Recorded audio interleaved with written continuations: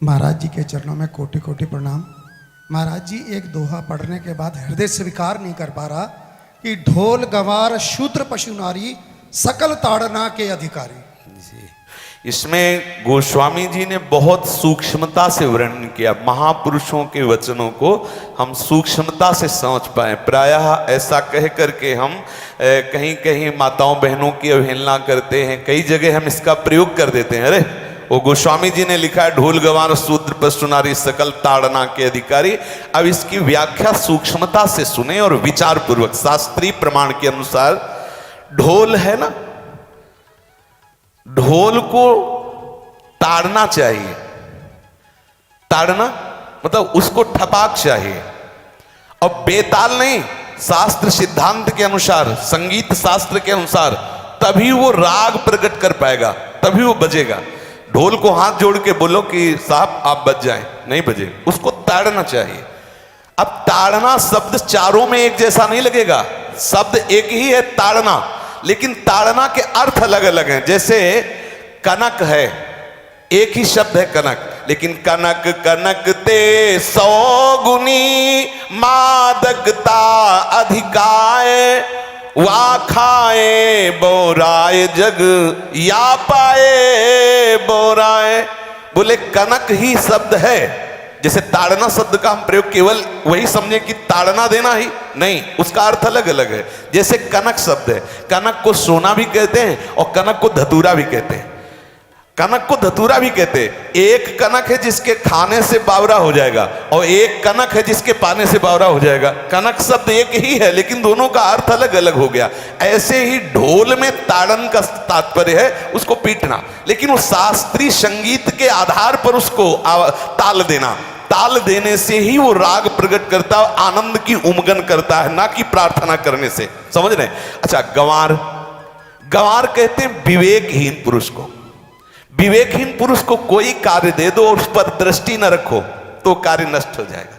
वहां ताड़ने का तात्पर्य उसको पीटना नहीं है। उस अविवेकी गंवार पर दृष्टि रखो। जो आपने कार्य सौंपा है, जो भी कार्य उसका है, उस अविवेकी पर दृष्टि रखना ताड़ना हुआ। उस पर दृष्टि रखो, क्योंकि वो अविवेकी है, गंवार है, वो कार्य प्रणाली ठीक जानता नहीं। आप जहां त्रुटि होता संभाल लेना तो वो संभल जाए, क्योंकि वो गंवार है। और शूद्र, शूद्र का तात्पर्य होता है शूद्र। वैसे जो वर्ण व्यवस्था में शूद्र का प्रादुर्भाव सबसे श्रेष्ठ जगह से प्रादुर्भाव है। वर्णन आता है ब्राह्मणोष मुखमाशी बाहु राजन्य कृतः उरुददस जद वैश्या पदभ्याग्यं शूद्रो जायत। भगवान के श्री चरणों की ही वंदना होती है। प्रायः आपने देखा सबके श्री चरणों की, और शूद्रों का प्रादुर्भाव श्री चरणों से हुआ है। कोई ऐसा न समझे कि शूद्र का मतलब निकृष्ट होता है। यहां शूद्र का तात्पर्य जब से किसी से कहते हैं कि शूद्रवत आचरण करता है, मतलब शास्त्र विरुद्ध, सदाचार के विरुद्ध आचरण करना शूद्रवत आचरण की तरफ संबोधन किया जाता है। यहां कहा गया कि शास्त्र की सम्मति, शास्त्र के शासन के अनुसार आचरण हो, सदाचार परायण हो। शास्त्र जिसके लिए जो विधान करता है, शास्त्र शासन स्वीकार करना, यहां शूद्र के ताड़न की बात कही गई। यहां शूद्र ताड़न का तात्पर्य डंडे से प्रहार करना नहीं, समझना। और जो चौथा कहा गया नारी, अगर स्त्री को हम ये कहें कि ताड़न से ही वो केवल काबू में रहती है, तो राष्ट्र में अपने प्रसिद्ध लक्ष्मीबाई जैसी कोई सामर्थ्यशाली वीरांगना, कोई वीरों सामने बड़े बड़े वीरों के दांत खट्टे कर दे, ऐसी बहादुर सिंघनी हुई, अंग्रेजों के दांत खट्टे कर दिए। अगर कोई समझे कि नारी केवल ताड़ने के लिए है तो उसकी मूर्खता है। पुरुष और नारी का समान प्रादुर्भाव हुआ है। भगवान ब्रह्मा के श्री अंग से दाहिनी तरफ से महाराज मनु और बाईं तरफ से उनकी पत्नी उनका प्रादुर्भाव हुआ शतरूपा। शतरूपा, अब आप बोलो एक ही शक्ति के दो भाग हो गए, एक पुरुष रूप धारण कर लिया, एक नारी रूप धारण कर लिया। अब यहां विचार जो है कि उस नारी के ऊपर ताड़न शब्द का क्या प्रयोग है। जैसे आप मार्ग में चले जा रहे हैं और आपने दृष्टि चूक कर दी और नारी आपकी स्त्री पीछे चल रही, तो कोई हमला कर सकता है, क्योंकि वो रत्न है। 14 रत्नों में एक रत्न स्त्री रत्न भी है।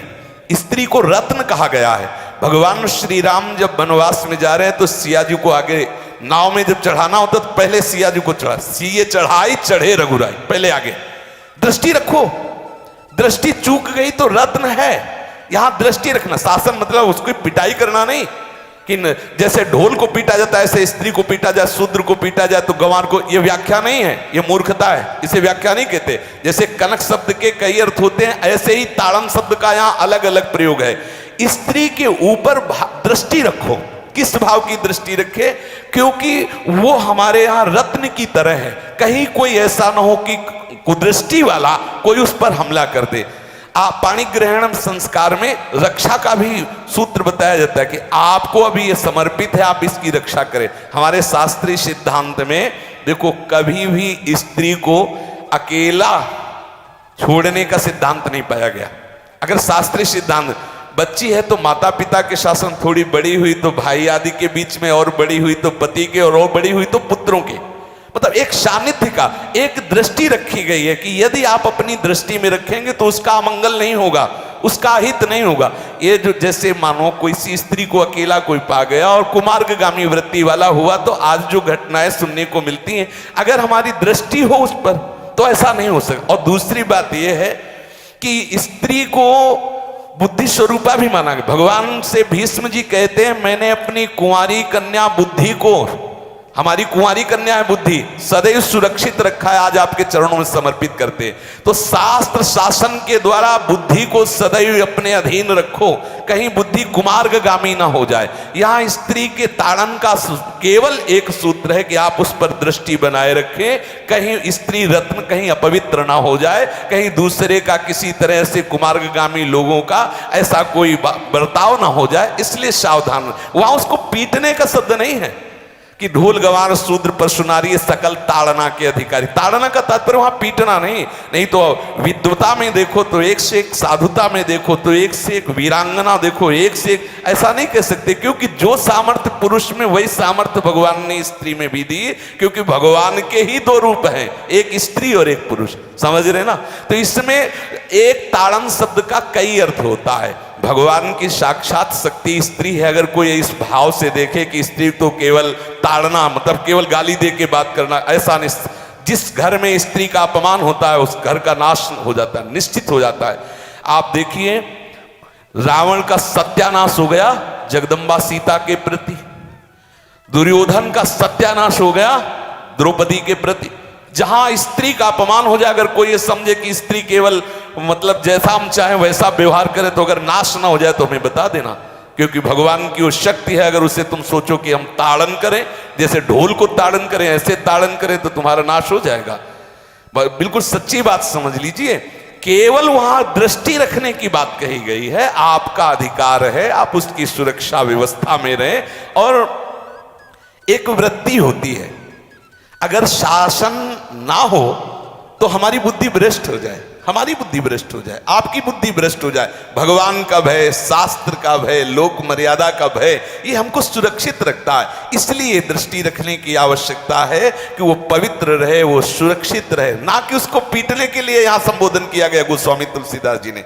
इसलिए सावधानी पूर्वक अपनी वृत्ति को पावन रखते हुए महापुरुषों के वचनों को समझने की चेष्टा की जाए। गोस्वामी जी ने जो यहाँ कहा, ढोल गवार शूद्र पशु नारी सकल ताड़ना के अधिकारी, तो ताड़ना का अलग अर्थ है, अलग अलग।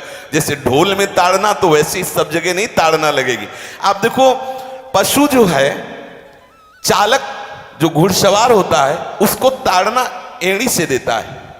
अपने चालक जो होता है घुड़सवार एड़ी से, किसान जो होता है वो बैल को बोलता है दाहिने, जैसे हल जोतने होता है बाएं, वो भाषा समझता है, बाएं मुड़ जाए, और नहीं मुड़ता तो पीछे अरई है एक छड़ी, उससे वो इशारा देता है, वो समझ जाता है। पशु को अपने इशारे से चला लेते। अब उससे कहे, खड़ा होकर हाथ जोड़ के कहे कि भैया बैल देवता आप थोड़ा दाहिने मुड़ जाओ, तो नहीं मुड़ेगा।